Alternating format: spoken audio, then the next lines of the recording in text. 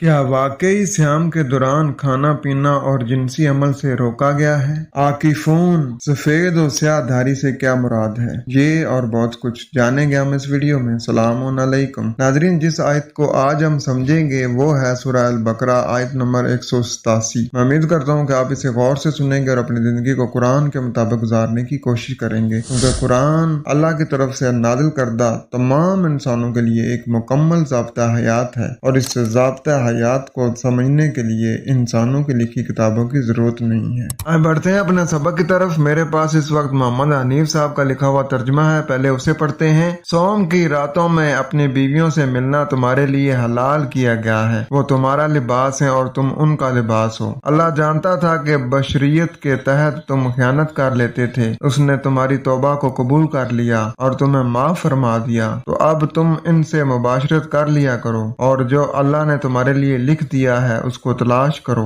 और खाते पीते रहो यहाँ तक कि सुबह की सफेद धारी स्याह धारी से अलग नजर आने लगे। फिर रात तक सोम को पूरा कर लो और जब तुम मसाजिद में इत्तिकाफ करते हो तो उनके साथ मुबाशरत ना करना, ये अल्लाह की हदूद हैं, उनके करीब भी ना जाना। इस तरह अल्लाह ताला लोगों के लिए अपनी आयात बयान फरमाता है ताकि वो परहेजगारी इख्तियार करें। नाजरीन, इस तर्जुमे से पता लगता है कि इनको इतना बर्दाश्त ही नहीं था कि औरतों से जिनसी ताल्लुकात रखने में चंद दिन के लिए रुक जाएं। यानी वो इस मामले में इतना हद तक बढ़ गए थे कि रोजाना जरूर वो मिलते थे। रोजाना मिलना उनके लिए बहुत जरूरी था। और इस तर्जुमे में जो कहा जा रहा है कि तुम उनसे मिलो और वो तलाश करो जो अल्लाह ने तुम्हारे लिए लिख दिया है, तो उसका मतलब है कि जिनके घर में औलाद नहीं होती है तो ये भी फिर अल्लाह पर इल्जाम जाता है कि उसने लिखा हुआ था कि इसके घर औलाद नहीं होगी। फिर उसके बाद कह रहे हैं कि तुम रात तक रोजे को पूरा करो। अब बाद इलाके ऐसे हैं कि जहाँ पर 6-6 महीने दिन रहता है और 6-6 महीने रात रहती है, जैसे अलास्का